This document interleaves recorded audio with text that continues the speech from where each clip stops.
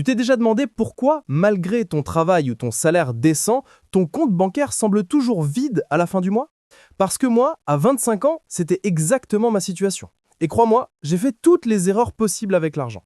Le pire, c'est que je pensais bien faire. Je croyais que tant que je travaillais dur, le reste suivrait. Spoiler, c'est faux. 1. Croire que gagner plus allait tout régler.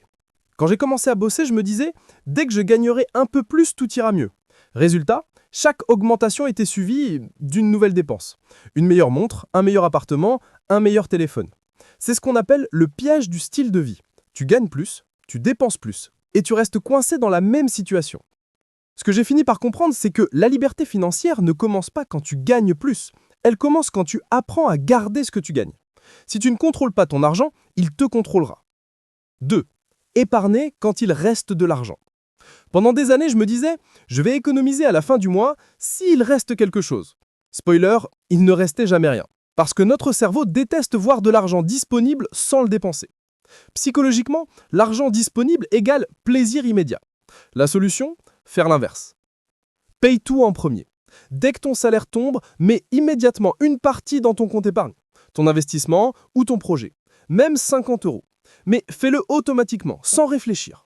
Ce petit acte répété, c'est ce qui crée des habitudes de richesse. 3. Ne pas comprendre la différence entre paraître riche et devenir riche. Tu peux avoir les plus beaux vêtements, la voiture dernier cri, les restos à la mode, et pourtant être complètement fauché. C'est la réalité de beaucoup de jeunes adultes. On confond statut et sécurité. La société nous pousse à montrer plutôt qu'à construire. Mais la vraie richesse, elle se voit rarement. Elle est dans le calme mental que tu ressens quand tu sais que tes finances sont stables, pas dans la montre que tu portes. Avant de continuer, si ce genre de contenu t'aide à mieux comprendre l'argent et à éviter les erreurs que j'ai faites, prends 2 secondes pour t'abonner à la chaîne Alex Finance. Ici, on parle d'argent sans tabou, avec sincérité, psychologie et concret.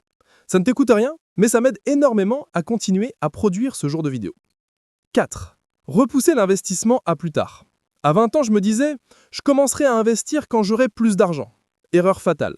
Parce que le temps, c'est ce qui crée la richesse, pas seulement le capital. Même un petit montant investi régulièrement peut devenir énorme grâce aux intérêts composés.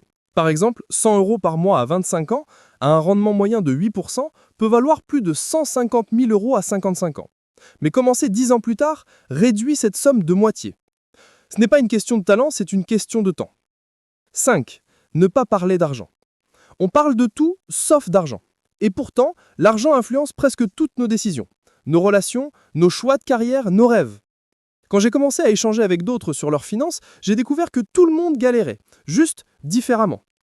C'est là que j'ai compris que l'éducation financière n'est réservée qu'aux experts. Elle commence quand tu décides de ne plus fuir le sujet. La vérité finale? La plus grande erreur, ce n'est pas de mal dépenser ou de se tromper, c'est de penser que les finances se résolvent automatiquement avec le temps. Elles ne se résolvent pas, elles se construisent. Petites actions, petits changements, tous les jours. Tu n'as pas besoin d'être parfait avec ton argent, tu as juste besoin d'être un peu plus conscient chaque mois. Alors retiens ça. Ta richesse se construit dans le silence. Tes petites décisions valent plus que ton futur salaire. Et ton vrai pouvoir, c'est de choisir la liberté plutôt que l'apparence. Et si tu veux continuer à avancer dans cette direction, abonne-toi à Alex Finance. Ici, on apprend à maîtriser l'argent, pas à le subir.